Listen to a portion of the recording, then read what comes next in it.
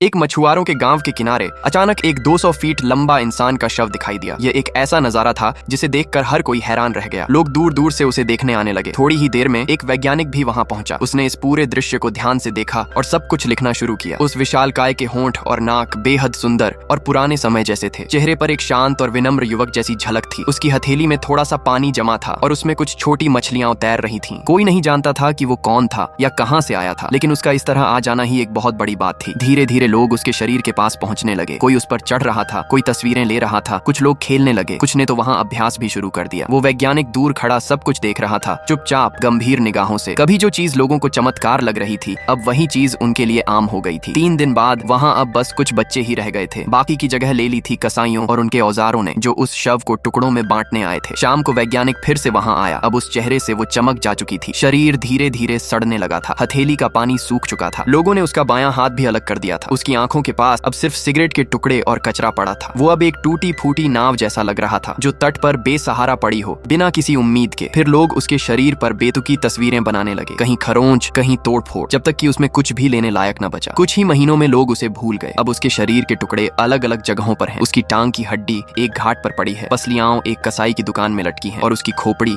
शहर से बाहर एक बार में छिपा दी गई है।